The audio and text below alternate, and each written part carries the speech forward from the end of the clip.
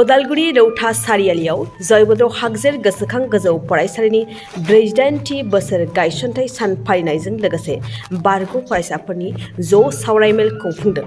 जयभद्र हागजेर गोसोखां गोजौ फरायसालिया 48थि गायसं सान आरो बारग' फरायसाफोरनि ज' लोगो हमलायनाय हाबाफारिखौ गाजा गोमजायै खुंफुंदों। बे हाबाफारियाव बारग' फरायसाफ्रा ज' जाना 48थि गायसनथाइ सानजों लोब्बा लाखिनानै गासै मोन 48 फिरफिलाखौ गावबा गाव बेचनि बारग' फरायसाफ्रा बिरहोयो आरो गासै बारग' फरायसाफ्रा ज' जिरायलायनानै बर' बिजोंखौ बिथा खालामना गाव गावनि मोन्दांथिजों गुवारै सावरायलायो। मख'नो गोनांदि गायसनथाइ सानजों लोब्बा लाखिनानै सोरां आगान मुङै गांसे गोसोखां बिसम्बि दिहुननाय जायो आरो बे बिसम्बिखौ बर' थुनलाइ आफादनि गाहाय नेहाथारि नीलाकान्त गयारी बिथाङा बेखेवनानै होयो। रेजिडेन्टि गायसन सान खुंबाय आरो बेजों लोगोसे बारग' फरायसाफोरनि लोगो हमलायनाय बेखौ दिनै बे बुब्लियाव जे बे हागजेर गोसोखां गोजौ फरायसालिया जोंनो होनायनि थाखाय आं सासे बारग' फरायसा हिसाबै बे खाबुखौ मोननायनि थाखाय आं जोबोरैनो गोजोनदों। मानोना जोङो मिथियामोन आंनि उनथिंजाय आं जेनेबा 1989 मायथाइनि सासे फरायसा बारग' फरायसा 89 बेचनि बिनि उनथिंजाय सोर दंमोन सोर गैया आं मिथिया, सोर मा फरायदोंमोन मा साख्रि मावहैखो बा सोरबा मावाखै फालांगि मावदों बेखौ आं मोनाखैमोन।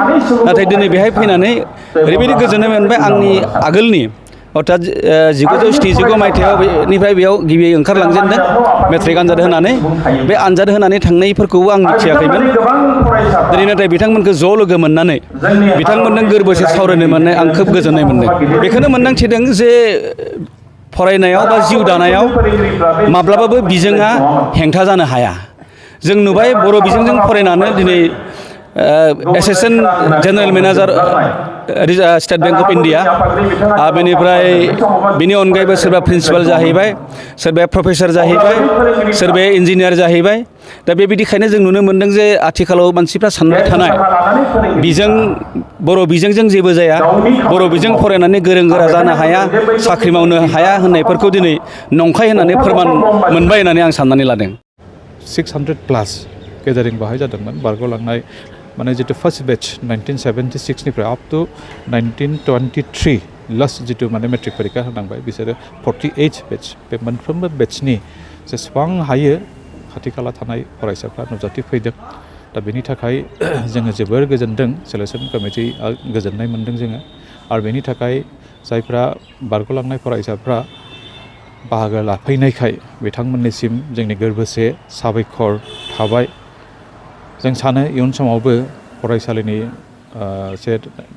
फैबाय थानाय 26आव गल्डेन जुबलि दङ, बिथांमोना फैनानै माने हाथे कामे लोगो नांनानै जोंखौ थुलुंगाखांहोगोन जों बेखौ आसा फारिनानै दोनदों।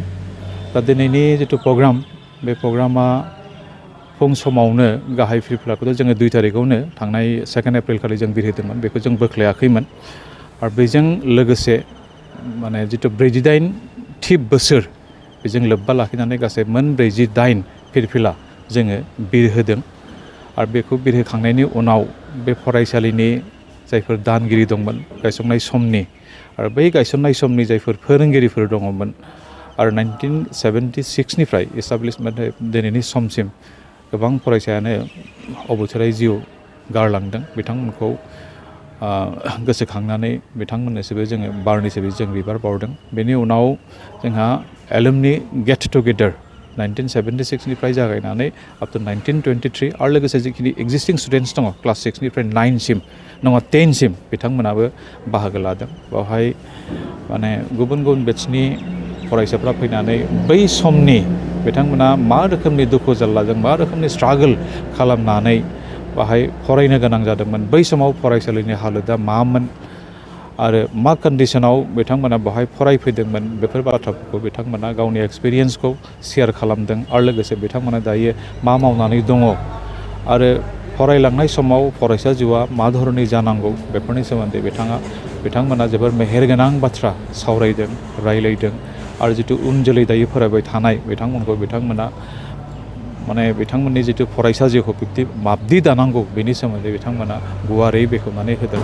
आं सानो दा बिथांमोननि जिथु सावरायनाय बे सावरायनायनि गेजेरजों दानि एक्जिस्टिं फरायसाफोरा फरायबाय थानाय फरायसाफोरा निस्सय माबा नङा माबा मोनसे सोलोंदों माबा मोनसे सोलोंनानै लाखिनो हादों आरो बेखौ फैबाय थानाय समाव बिथांमोना गावनि फरायसा जिउनि जिथु जिउ दानाय सम बेवहाय बिथांमोना बाहायनो हागोन आरो जुदि बाहायनो हायोब्ला फैबाय थानाय समाव बिथांमोनाबो मोनसे समाव गाव गावनि जिउखौ दानानै एस्टाब्लिश जानो हागोन समाजाव आं बेखौ आसा फारिदों आलासि महरै इच्छानि इन्डिजिनास ट्राइबेल साहित्य सभानि जाय गाहाय नेहाथारि कमलाकान्त मुसाहारि बिथांखौ जोङो अपइन्टेड स्पिकार महरै लेंहरदोंमोन बिथाङा नुजाथिफैदों आरो गोसोखां लाइसि आरो लोगोसे गुबुन गुबुन लाइसि बिजाबफोरखौ बेखेवनो थाखाय गोदानै सायख'जानाय दुलाराय बर' थुनलाइ आफादनि गाहाय नेहाथारि बिथां नीलकान्त गयारि बिथाङाबो नुजाथिफैदों आरो बेजों लोगोसे उदालगुरि जिल्ला बर' साहित्य सभानि आफादगिरि बिथां मानिक चन्द्र बसुमतारी बिथांखौबो लेंहरनाय जादोंमोन हांख्रायजानाय आलासि महरै बिथाङाबो नुजाथिफैदों आरो बेनिफ्राय जोंनि फरायसालिनिफ्राय बारग'लांनाय गुबुन गुबुन समनि गाहाय फोरोंगिरि आरो लोगोसे गुबुन गुबुन समाव बारग'लांनाय रिटायार्ड जानाय फोरोंगिरिफोर आरो खाथि खाला थानाय जिखिनि माने गोजौ एबा गोजौसिन फरायसालिफोर दङ बिथांनि प्रिन्सिपाल एबा गाहाय फोरोंगिरिखौ जों लेंहरदोंमोन बिथांमोननि गेजेराव माखासेफ्रा फैनो हायाखै नाथाय माखासेया नुजाथिफैदों नुजाथिफैनानै जोंनि गेजेराव फैनानै जोंखौ थुलुंगाखां होदों बे प्रग्रामा जाफुंदों एबा जाफुंसार जाबाय आरो बेनि थाखाय गाहायै बारग'लांनाय जायफोर फरायसा बिथांमोन साफ्रोमखौबो आङो आंनि गोसो सिंनिफ्राय गोरबो सिंनिफ्राय बिथांमोनखौ हाजासे साबायखर बावहरनाय जाबाय गोजोन्थों।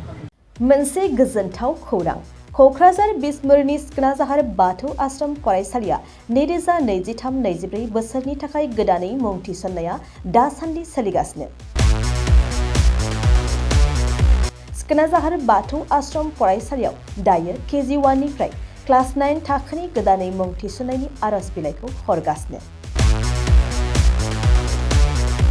बे फरायसालियाव गुनगोनां सोलोंथाइ होनायजों लोगोसे फरायसा आरो दिथागिरिफोरनि थाखाय जुनिया खाबुफोर दं। खाबुफोरानो जादों बे फरायसालियाव जायफोर गार्जेना सानै गथ'नि मुं थिसनगोन बिसोरनि सासेया मासुलखौ रेहाय मोनगोन।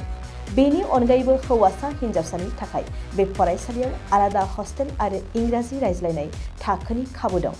बेजों लोगोसेयैनो इंराजि सानखान्थि आरो बिगियान आयदानि थाखाय उफ्रायै कचिं होनाय आरो बे फरायसालियाव बिमा रावखौ बिथा खालामनानै बां रावारि सोलोंथाइबो होनाय जायो।